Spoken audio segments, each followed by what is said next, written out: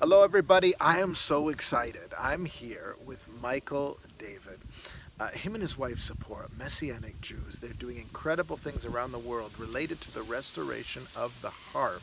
Now, you're going to play something for us right now that's really unique because it's actually the notes that are found in Scripture. He's got the harp right here. They're actually the notes that are found in Scripture. And this is what it would have sounded like back then. They would have been playing harps and it would have sounded like That's this. correct. And in the Tanakh, from Genesis all the way to Malachi, there are Hebrew characters that are the consonants, and that's how Hebrew works. Okay. And there are little dots that indicate the vowels, so you know what the vowel sound you should be saying. But then, in addition to that, and when my wife was in Hebrew school, she saw these little extra markings. They weren't the vowel pointings, and she came to her teacher and she said, "What are these marks? How are you supposed to interpret those?" And they're called cantillation pointing, or trope. And these markings have been there all along in plain sight. And the rabbis who sing, who are called cantors, they specifically say, well, these are more like punctuation marks. But awful lot of punctuation marks to try to explain. It doesn't make sense. It doesn't make sense. And so there was a musicologist named Suzanne Hayek Ventura who made it her life work to study this out and say, no, could perhaps be real notes. Wow. And she discovered what the scale was, and it sounds like this.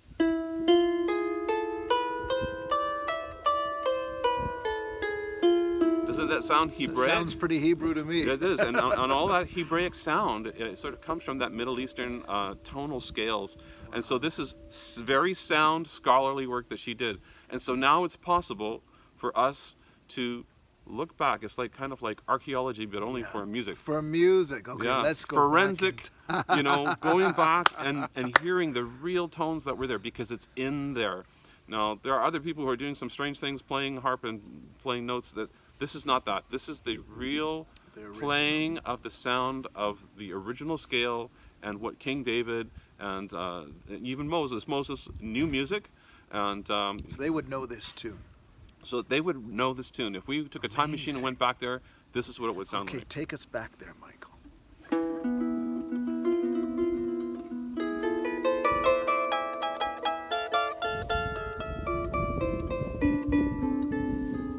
This is the most important scripture in the whole Bible. Says Yeshua, Jesus, that you should love the Lord your God with all your heart and all your soul. So I'm going to start with the actual Shema Yisrael, Adonai Eloheinu, Adonai Echad, the Lord is one. And then I'm going to add in a little bit at the end, which is sort of my take on it.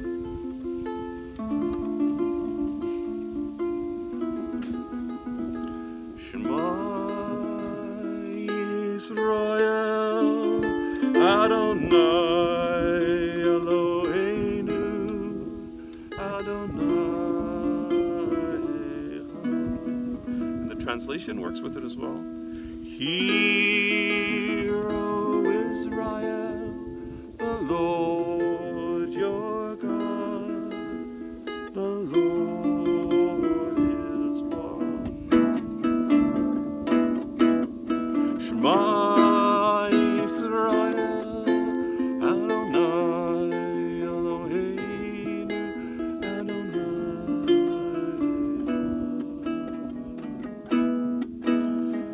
You shall love the Lord your God with all your heart. You shall love the Lord your God with all your soul.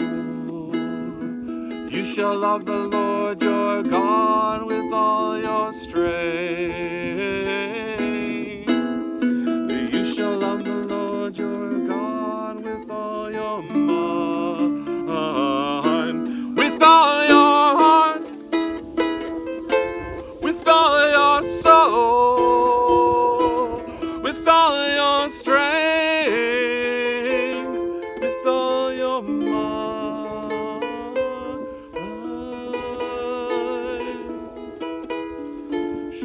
Shema Yisrael, Adonai Eloheinu, Adonai.